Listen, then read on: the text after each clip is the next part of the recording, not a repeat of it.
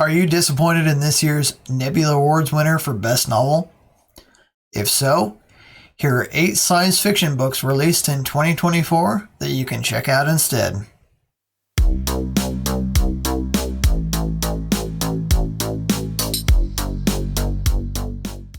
The Nebula Awards annually recognize the best stories in science fiction and fantasy, and they are chosen by the Science Fiction and Fantasy Writers Association. The awards were first established in 1966, and they've been operating alongside the Hugo Awards for nearly 60 years. So this year's Nebula Awards recently announced the winners, and the award for Best Novel went to the book Someone You Can Build a Nest In by John Wiswell. So this novel is described as a creepy, charming, monster-slaying fantasy romance from the perspective of the monster. Okay, that sounds interesting. The story is about a shape-shifting monster who happily resides as an amorphous lump at the bottom of a ruined manor. When her rest is interrupted by hunters intent on murdering her, she constructs the body from the remains of past meals. So this does sound like a perfectly fine and interesting novel, and one that I would probably even consider reading. But it definitely sounds like more of a horror fantasy novel with a slant of romance in it than anything science fiction related.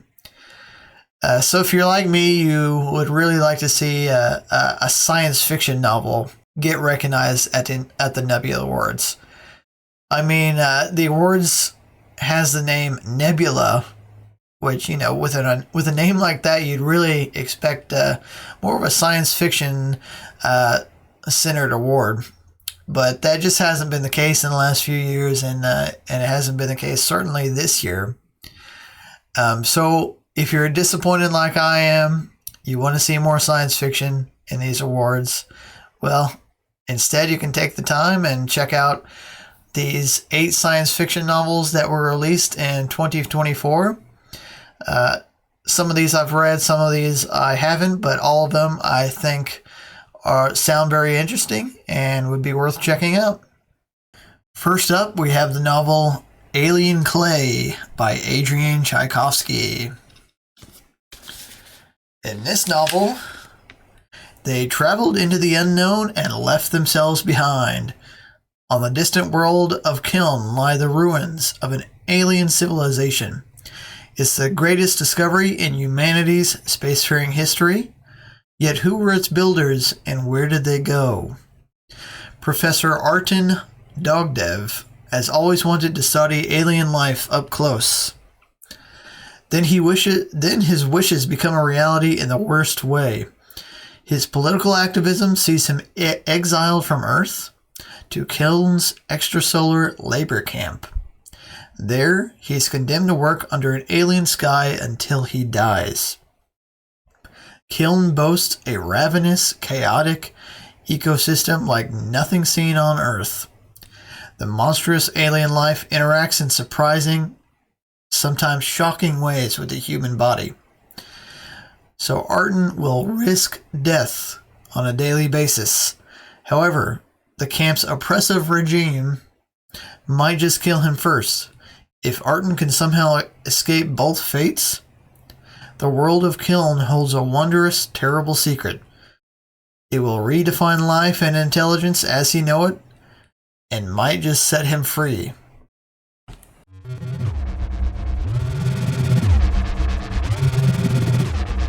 And next up we have Exodus, the Archimedes Engine by Peter F. Hamilton.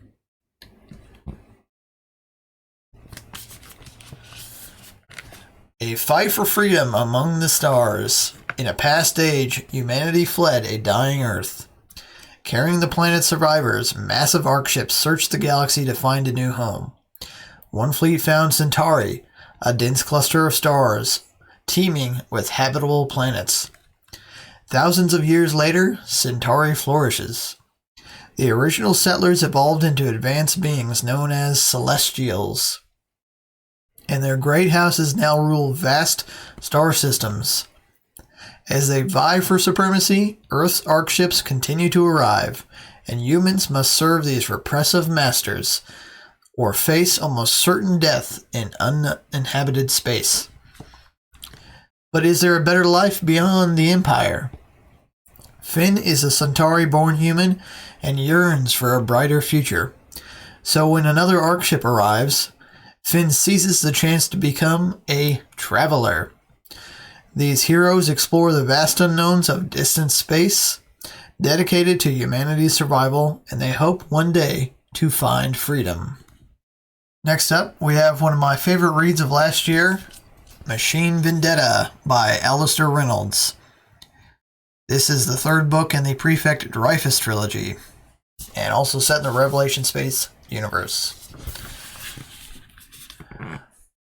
Panoply is a small, efficient police force dedicated to maintaining the rule of democracy among the 10,000 disparate city-states orbiting the planet Yellowstone. Ingvar Tinch was one of Panoply's most experienced operatives, so why did she walk alone and virtually unarmed into a habitat with a vicious grudge against her organization? 4 years ago, Dreyfus and Tinch, his protege-turned-peer, worked together against the incomprehensible warring AIs Aurora and the Clockmaker. Now he fears their work put her in the firing lines, and that the dormant AIs may be stirring again. In using her, even though he had his reasons, did Dreyfus also put her in the line of fire? As his colleagues fight to contain a lethal pandemic, Dreyfus follows the scattered clues Tinch left behind. Next up, we have Exordia by Seth Dickinson. Michael Crichton meets Marvel's Venom in award-winning author Seth Dickinson's science fiction debut. Anna Sanjari, refugee, survivor of genocide, disaffected office worker, has a close encounter that reveals universe-threatening stakes. While humanity reels from disaster, she must join a small team of civilians, soldiers, and scientists to investigate a mysterious broadcast and unknowable horror. If they can manage to face their own demons, they might just save the world. In Seth Dickinson's Exordia. Next up, The Mercy of Gods by James S.A. Corey, authors of The Expanse.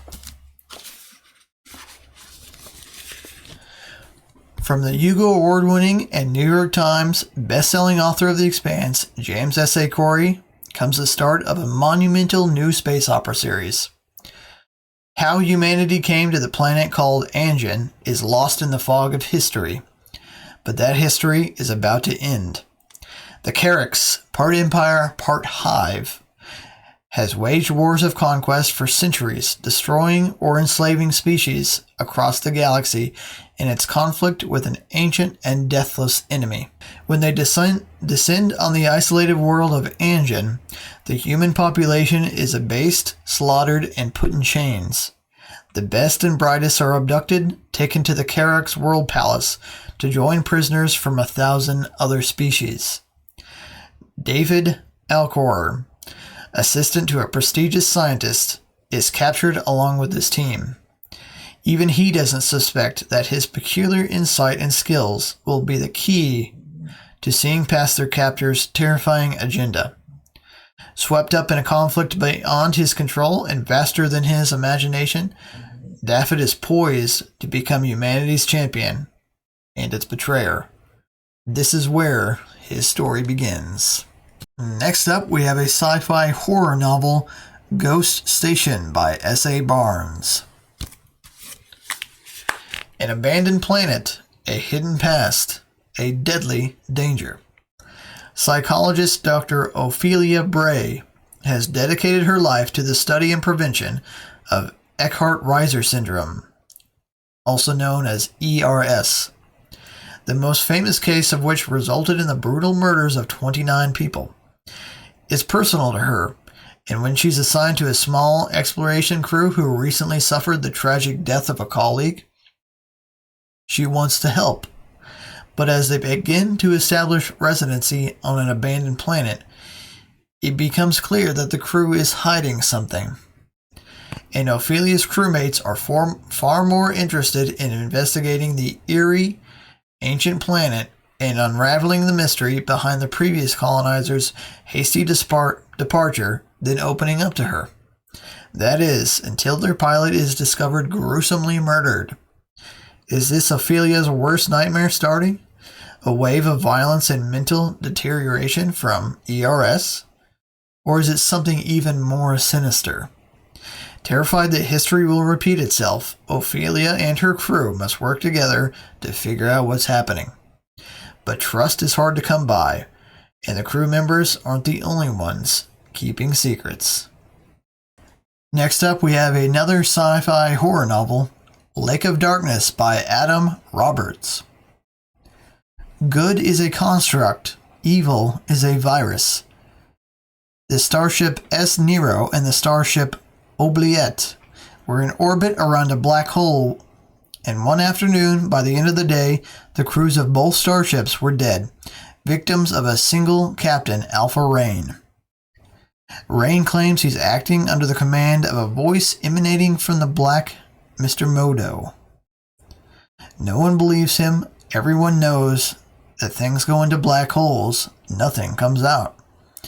But something inexplicable has been happening to Rain, and whatever it is seems to be spreading. An historian studying serial killers from the 21st century interviews him, and then nearly kills someone herself. It becomes increasingly undeniable that there's something inside that black hole, and it's found a way out. And last but not least, we have Morphotrophic by Greg Egan.